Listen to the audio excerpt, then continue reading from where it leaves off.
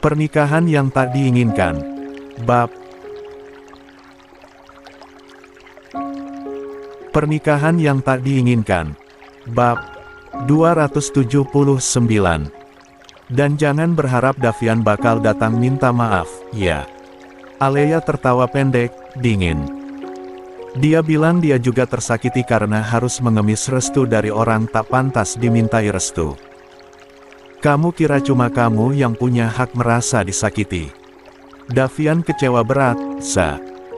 Dia bilang dia menyesal pernah menyetujui kamu menikah dengan kakaknya. Andai saja bisa diputra, dia juga menjadi orang yang akan menentang. Sayangnya sudah terjadi. Azarin memejamkan mata, air mata tak terbendung lagi.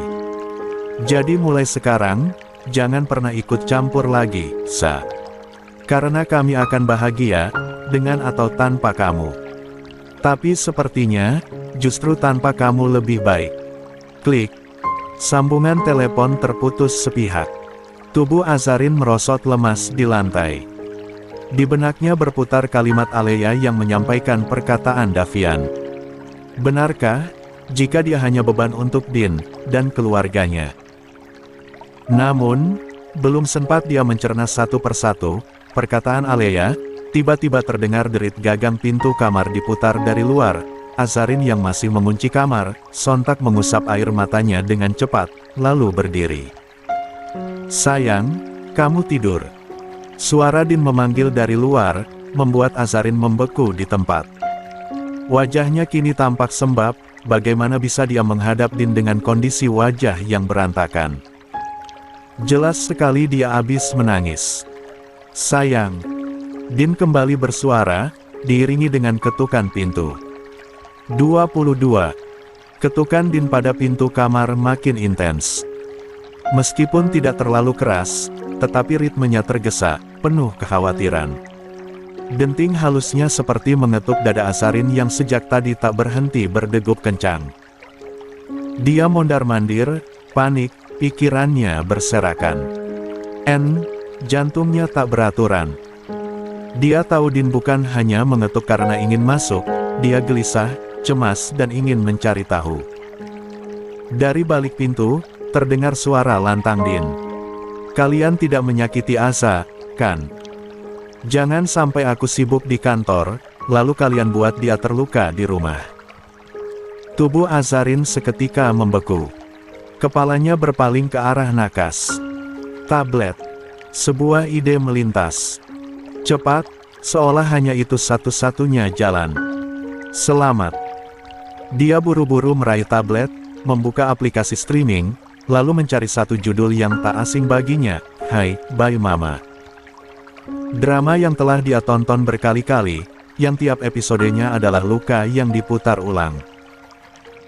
Tanpa ragu, dia geser ke episode paling pilu, lalu memasang earphone ke telinga, membiarkan suara tangisan dari drama itu menyamarkan sesenggukannya yang tersisa. Dengan cekatan, dia membuat tempat tidur tampak berantakan, seolah dia benar-benar menghabiskan waktu di sana seharian, berguling dalam tawa dan air mata drama Korea. Sekali lagi dia mengusap wajah, satu deham untuk menyamarkan suara parau. Lalu dia buka pintu perlahan. Mas, maaf ya. Aku gak dengar dari tadi. Suaranya lirih, ada getir dalam lembutnya. Aku lagi nonton drama. Din, yang sejak tadi menanti dalam kecamuk, langsung terpaku. Tatapannya tajam menelusuri wajah istrinya. Sayang, kamu kenapa? Tanyanya dengan suara nyaris putus. Dia menurunkan Alina dari gendongannya, lalu meraih wajah Azarin, menatap lekat matanya yang sembab. Kenapa matamu merah? Kamu abis nangis, iya. Siapa yang nyakitin kamu? Siapa yang bikin kamu sampai kayak gini? Hah? Desaknya, suara Din kini menggetar. Ada nada marah, tapi lebih kuat rasa khawatirnya. Azarin menahan tangan suaminya di pipinya, mengelusnya pelan, lalu mencoba tersenyum. Gak ada yang nyakitin aku, Mas. Aku nonton drama. Filmnya sedih banget. Dia membuka pintu lebar, memperlihatkan kamar yang berantakan dengan sengaja. Tablet menyala, earphone tergeletak di samping bantal. Lihat, Mas. Aku nonton ini dari tadi. Filmnya bener-bener nyentuh, makanya aku nangis. Dan gak kedengeran suara ketukan dari luar. Maaf ya. Din masih menatap ragu. Namun, saat Azarin mengambil tangannya dan mencium punggung tangan itu, berulang kali, lalu telapaknya, seperti biasa dia lakukan saat ingin menenangkan Din, keraguan itu mulai memudar. Dia lalu memeluk Din erat, menyandarkan kepala di dadanya. Maaf, Mas. Aku telat bukain pintunya. Maaf bikin Mas khawatir. Din memeluknya kembali, mencium ubun-ubunnya lembut. 23. Kamu yakin gak apa-apa, sayang? Tanyanya pelan, tapi penuh tekanan emosional. Azarin mengangguk di pelukannya, lalu menatap wajah Din dengan senyum yang dipaksakan, tetapi tetap memikat. Aku gak apa-apa, Masku sayang. Aku beneran cuma nangis karena film. Sedih banget, Mas. Aku aja sampai ikut sesenggukan, huhu, ujarnya sambil tertawa kecil, berusaha meyakinkan. Din menghela napas berat, tetapi penuh kelegaan. Mas kira kamu kenapa-kenapa, Mas udah cemas banget. Azarin hanya tersenyum, masih bersandar di dadanya. Namun, dalam hatinya menangis lagi. Karena untuk pertama kalinya dalam hidupnya, dia harus membohongi suaminya demi menjaga kedamaian rumah, meski jiwanya koyak di dalam. Maaf ya, Mas. Aku gak mau Mas ribut sama keluarga Mas. Gumam Azarin dalam hati, sambil mengeratkan pelukannya di dada Din. Dia menyembunyikan luka dengan senyum, menahan gemuruh di dadanya agar tak membuncah di hadapan pria yang selama ini selalu jadi pelabuhan tenangnya. Di belakang Din, di ambang ruang tengah yang masih hening, Bu Mahira, Pak Argatama, dan Davian hanya berdiri terpaku. Tak ada yang bergerak. Tak satu pun kata terucap. Udara di sana terasa berat, seolah beban kesalahan menekan setiap jengkal napas mereka. Bu Mahira menunduk, pandangannya tak sanggup lepas dari punggung putranya yang kini memeluk Azarin penuh kasih. Matanya berair, bibirnya keluh. Rasa bersalah menyesap dari dalam, bukan karena takut terjadi pertengkaran, tetapi karena dia tahu betul, jika Din sampai tahu yang sebenarnya, amarahnya bisa meledak dan menghancurkan apapun, termasuk Davian. Masya Allah. Lirihnya pelan. Pak Argatama yang berdiri di sampingnya segera memeluk istrinya dari samping. Tangannya mengusap pundak sang istri perlahan, mencoba meredakan guncangan batin yang tak bisa dia ucapkan. Sudah, kita doakan saja Aza kuat, bisiknya lembut. Sementara itu, Davian tak tahan lebih lama. Hatinya tergores, tetapi juga sedikit lega karena Azarin memilih diam. Tanpa sepatah kata, dia memutar tubuh dan kembali ke kamarnya. Setidaknya, dia masih bisa bernapas untuk sekarang. Tak tahu harus bersyukur atau justru malu pada dirinya sendiri. Tanpa menoleh ke belakang, Din perlahan menggandeng Azarin masuk, Alina menggantung manja di pelukannya. Suasana yang baru saja dipenuhi ketegangan, kini terasa lebih hangat, lebih utuh. Azarin masih memainkan perannya dengan hati-hati. Begitu sampai di kamar, Azarin langsung bergerak cepat. Dia mengambilkan baju ganti Din, lalu meletakkannya di ranjang. Mas, mandi dulu, ya, ucapnya pelan. Din baru hendak menaruh Alina ketika Azarin mengangkat tangan, menghentikannya. Dan jangan dulu peluk aku, jangan peluk Alina, jangan cium perut juga. Din mendadak berhenti di tempat. Alisnya naik, wajahnya bingung. Hah? Kenapa? Tanyanya, mengerucutkan bibir. Azarin menyilangkan kedua tangan di dada, memasang ekspresi serius. Pokoknya gak boleh. Din mengangkat tangan seolah menyerah, tetapi lalu tersenyum menggoda. Dikit aja gak boleh. Ayah kangen loh sama dedek bayi. Mau cium salam. Azarin menggeleng keras, tetapi wajahnya mulai melunak. Enggak boleh. 24. Din pun pura-pura merengut seperti anak kecil. Yah. Kalau tahu gitu, tadi di depan pintu Mas langsung cium aja, nyesel deh. Azarin tertawa. Tawa kecil, ringan, tetapi berhasil menghapus jejak air mata sebelumnya. Alina pun terkekeh lucu, tertular semangat ayah dan ibunya.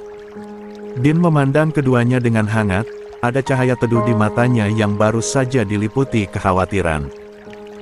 Dua bidadarinya tersenyum di hadapannya. Suara air dari kamar mandi terdengar samar. Azarin duduk bersila di atas karpet bulu di samping ranjang, berusaha sekuat tenaga menahan getaran di dadanya. Di hadapannya, Alina tertawa kecil saat bermain balok warna-warni yang baru saja mereka rakit bersama. Namun di balik senyuman tipis Azarin, pikirannya berantakan. Kamu cuma beban, Sa. Beban hidup Din, beban keluarga Argatama. Harusnya kamu sadar diri, bukan menjadi ratu di kediaman Argatama. Kalimat itu berdengung seperti racun yang merembes lambat, tetapi pasti, ke setiap sudut kesadarannya. Napasnya terasa sesak, kepalanya berdenyut, dan dadanya seperti diikat simpul ketat. Namun, dia tak boleh terlihat lemah. Tidak sekarang. Ayo, balok warna biru kita taruh di atas. Ya, sayang, ucap Azarin seramah mungkin, meski suaranya terdengar sedikit bergetar. Alina mengangguk ceria, terus yang kuning di mana, Bunda? Azarin mengambil balok kuning, menyerahkannya pada Alina dengan senyum lembut, di sini, nak, biar jadi atap istana. Dia menahan napas dalam-dalam, berusaha menormalkan denyut nadinya yang tak beraturan. Tatapan matanya sesekali memandangi pintu kamar mandi yang tertutup. Di balik pintu itu, ada satu-satunya orang yang tak boleh tahu apapun. Karena kalau Din tahu, tentu lelaki itu akan marah, bahkan mungkin lebih dari itu. Dan Azarin takut, bukan pada kemarahan Din, tetapi pada kehancuran yang bisa ditimbulkannya. Bunda, bukan beban, kan, sayang? Bisik Azarin pelan, hampir tak terdengar, sambil memandangi wajah putrinya yang polos. Alina menatap ibunya dan mengangguk kecil. Bunda itu bunda terbaik. Jawaban sederhana itu sukses membuat mata Azarin kembali memanas. Namun, dia buru-buru mengerjap, menahannya, memaksa senyum tetap merekah di wajahnya yang mulai lelah. Terima kasih, sayang, lirihnya seraya membelai rambut Alina. Tapi dalam hati, jiwanya kembali bergolak. Hanya karena aku menolak hubungan mereka, aku kembali mendapatkan penghinaan. Balok-balok warna kini tak lagi terlihat jelas. Pandangan Azarin mulai mengabur oleh air mata yang kembali menganak, tapi tak ia izinkan jatuh. Tidak di depan anaknya, tidak sekarang. Dia harus tetap terlihat baik-baik saja. Tak lama kemudian, suara air berhenti. Din selesai mandi. Azarin buru-buru menghapus sudut matanya, mengambil tisu tanpa menimbulkan suara, lalu tersenyum lebar ke arah Alina. Yuk, kita beresin baloknya dulu, nanti ayah lihat kita udah bikin istana cantik. 25. Alina mengangguk semangat, tidak tahu bahwa sang bunda sedang membangun istananya sendiri, dari reruntuhan harga diri yang baru saja diinjak-injak. Tak berselang lama, suara pintu kamar mandi terbuka perlahan. Uap tipis dari dalam ruangan mengepul sesaat sebelum Din muncul dengan handuk melingkar di leher dan rambut basah yang masih meneteskan sisa air. Pandangannya langsung tertuju pada Azarin yang tengah duduk bersila bersama Alina, di tengah istana kecil dari balok warna-warni. Din sempat menghentikan langkah. Matanya menangkap wajah istrinya yang berbeda. Ada semburat letih di sana. Bekas merah samar di bawah mata Azarin masih belum benar-benar pudar. Namun sebelum dia sempat bertanya, Azarin lebih dulu menoleh dan tersenyum lebar. Mas, lihat deh, ini istana Bunda dan Alina. Tapi kita belum punya raja, nih, ujarnya ceria sambil meraih tangan Alina dan mengangkatnya ke udara, seolah menunjukkan hasil karya mereka. Alina ikut berseru, ayah jadi rajanya, ya. Ayo duduk sini. Duduk sini. Din sempat diam. Pandangannya menelusuri wajah Azarin, mencari, membaca, segala kemungkinan yang tak dikatakan. Namun senyum Azarin tak goyah. Dia bahkan berdiri, dan menggamit tangan Din dan menariknya pelan ke karpet. Ayo, Mas, duduk. Kita lagi bikin cerita. Tapi Alina gak mau ada naga. Katanya serem, selorohnya ringan. Din terkekeh pelan, meski matanya masih menyimpan jejak curiga. Dia menatap Azarin lebih dalam. Sejenak saja. Namun, saat istrinya menyentuhkan telapak tangannya ke pipi Din, mengusap lembut dengan tatapan penuh cinta, keraguan itu perlahan menguap. Din duduk, menarik Alina ke pangkuannya. Wah, rajanya senang banget bisa pulang ke istananya, katanya sambil memeluk putrinya erat. Kemudian dia menoleh kembali ke Azarin, memerhatikannya beberapa detik. Kamu yakin gak ada yang gangguin? Tanyanya, pelan, lebih seperti bisikan. Azarin membalas tatapan itu dengan senyum tipis, lalu membelai rambut Din. Yang gangguin cuma cerita drama Korea yang sedih banget. Sampai bikin aku nangis beneran. Untung sekarang rajaku udah pulang. Din menghela napas perlahan. Dia ingin percaya. Dan saat Alina tertawa ceria sambil menyodorkan balok istananya, Din tahu, ini bukan waktunya mencurigai. Ini waktunya mengajak keluarga kecilnya bermain. Di tengah asyiknya bermain, Azarin tiba-tiba menyadari sesuatu. Dia beralih menatap suaminya. Oh ya, Mas sudah makan? Tanya Azarin penasaran. Dia baru ingat, suaminya baru saja pulang dari kantor, pasti lelah dan lapar. Din tersenyum lembut, senyum khas yang selalu membuat hati Azarin sedikit lebih tenang. Sudah, sayang. Kan tadi kamu kirim makan siang, ya. Tapi aku gak langsung makan, soalnya abis itu ada sidang keluar, jadi aku titip sama Nadia, minta disimpan. Baru sempat makan abis maghrib tadi. Azarin mengernyit pelan. Dingin dong. Din terkekeh. Gak, dong. Kan ada microwave. Aku minta Nadia angetin. Aman. Azarin mengangguk, lalu menyunggingkan senyum kecil yang tulus. Mas mau minum apa gitu? Teh hangat. Din tampak berpikir sejenak, sebelum akhirnya mengangguk. Boleh deh. Tapi, gak usah pakai gula, ya. Sontak saja, Azarin menoleh heran, keningnya berkerut. Loh, kenapa, Mas? 26. Din langsung tersenyum lebih lebar, matanya menyipit lucu. Soalnya istriku udah manis. Seketika, wajah Azarin memerah. Dia menghela napas dengan desisan kecil, lalu memukul ringan lengan Din. Mas gombal amat. Din hanya tertawa pelan, menikmati reaksi malu-malu istrinya. Tak ingin mendapat gombalan susulan, Azarin bangkit dari duduk, meraih mukenahnya yang masih tergantung di sisi tempat tidur, lalu mengenakan cadarnya yang bisa langsung pakai. Gerakannya cepat, seolah ingin menutupi rona pipinya yang memanas. Aku bikin tehnya dulu, ya, ujarnya sambil berjalan ke arah pintu. Din hanya mengangguk. Namun, saat pintu kamar terbuka dan Azarin keluar, langkahnya yang perlahan menuju dapur, membuat Din menatap punggungnya lebih lama dari biasanya. Ada sesuatu dalam senyuman itu, yang terlalu dibuat-buat. Dalam sorot matanya, yang terlalu cepat berkedip. Dan dalam pelukannya tadi, hangat, tetapi terasa seperti dinding pertahanan yang dibangun dalam diam. Din menghela napas berat. Pandangannya lurus ke arah pintu yang kini tertutup rapat. Dia lalu mengusap wajahnya pelan. "Kalau kamu sedih, kenapa gak cerita, sayang?" gumamnya dalam hati. Lalu terdengar tawa Alina yang masih bermain dengan balok istana menerka. Din pun kembali tersenyum samar, dan meraih boneka kecil dan duduk di tengah istana buatan itu, berpura-pura menjadi raja yang tak tahu bahwa permaisurinya sedang menahan badai.